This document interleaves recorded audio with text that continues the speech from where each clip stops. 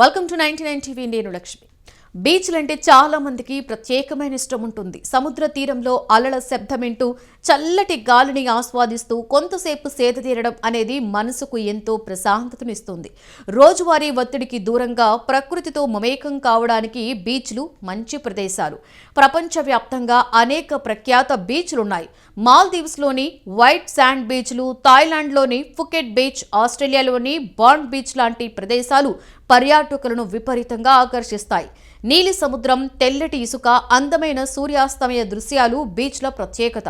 కొన్ని చోట్ల water sports, boat rides, scuba driving లాంటివి వినోద కార్యక్రమాలు కూడా ఉంటాయి. భారతదేశంలో కూడా ఎంతో ప్రసిద్ధి అయిన బీచ్లున్నాయి. గోవా బీచ్లు దేశ విదేశాల పర్యాటకులకు ఎంతో ఇష్టమైనవి. కేరళలోని కోవలం బీచ్, తమిళనాడులోని మెరీనా బీచ్, ఒడిశాలోని పూరి బీచ్ కూడా ప్రత్యేకమైన గుర్తింపును పొందాయి.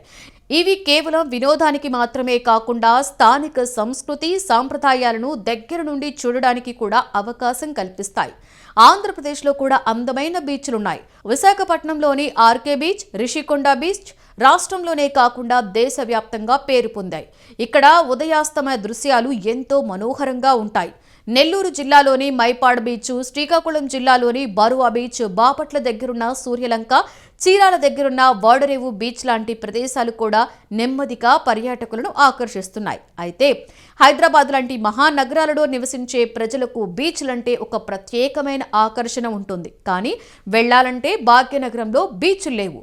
సముద్ర అలల శబ్దం, ఇసుకపై నడక, చల్లటి గాలి అనుభూతి కోసం చాలా మంది హైదరాబాద్ వాసులు విశాఖపట్నం, గోవా, చెన్నై వంటి సముద్ర తీర ప్రాంతాలకు ప్రయాణం చేయవలసి వస్తుంది.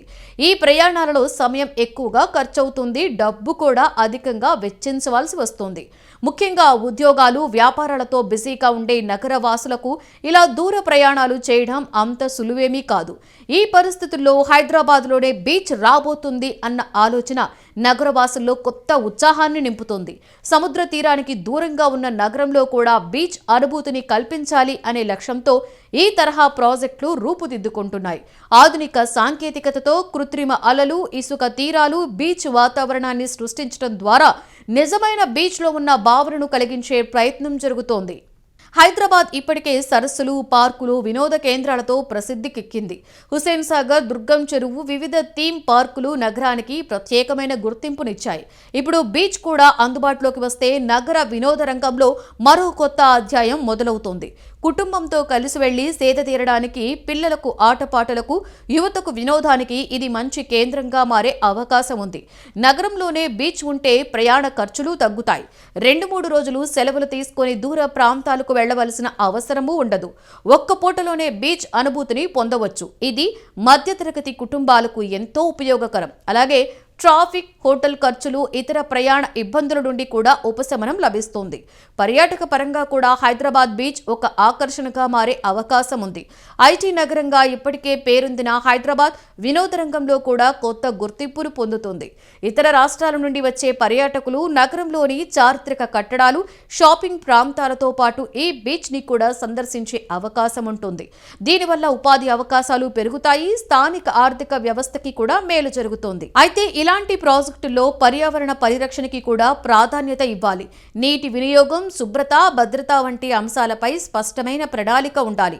ప్రకృతికి హాని చేయకుండా సుస్థిర అభివృద్ధి దిశగా ఈ బీచ్ను రూపొందిస్తేనే ఇది పూర్తి ప్రయోజనం ప్రజలకి అందుతుంది. మొత్తానికి హైదరాబాద్ లాంటి సముద్ర తీరానికి దూరంగా ఉన్న నగరంలో బీచ్ రావడం అనేది ఒక కొత్త ఆలోచన, కొత్త అనుభూతి.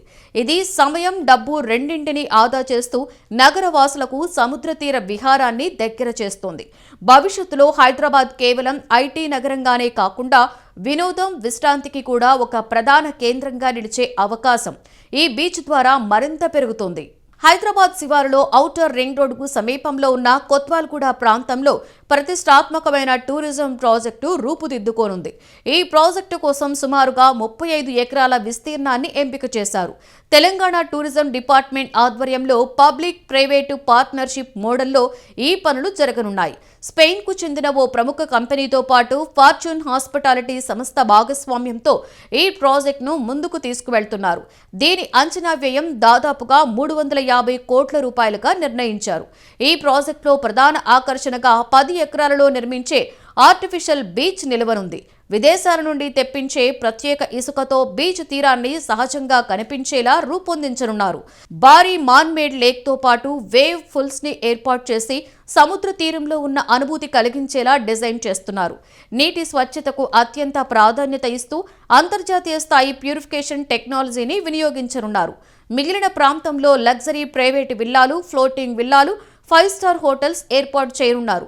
అడ్వెంచరస్ ను ఇష్టపడే వారి కోసం jumping, sailing, skating, beach volleyball వంటి ప్రత్యేకమైన జోన్లు ఉంటాయి. కుటుంబాలతో వచ్చే సందర్శకులను దృష్టిలో పెట్టుకుని పిల్లల ఆట స్థలాలు, సైక్లింగ్ ట్రాక్స్, వాకింగ్ ఏరియాలను ప్రత్యేకంగా రూపొందిస్తున్నారు.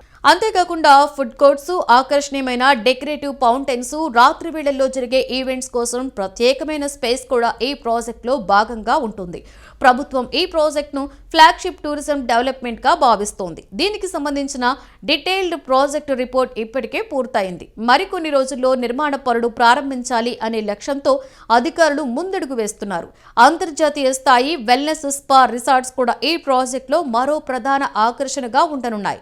ఆయుర్వేద చికిత్సలు, యోగా, ధ్యాన కార్యక్రమాలతో దేశ విదేశ పర్యాటకులను ఆకర్షించేలా ఈ బీచ్ టౌన్షిప్ ను అభివృద్ధి చేయనున్నారు. ఈ ప్రాజెక్టు పూర్తయితే హైదరాబాద్ నగరానికి కొత్త టూరిజం గుర్తింపు లభించడం ఖాయం.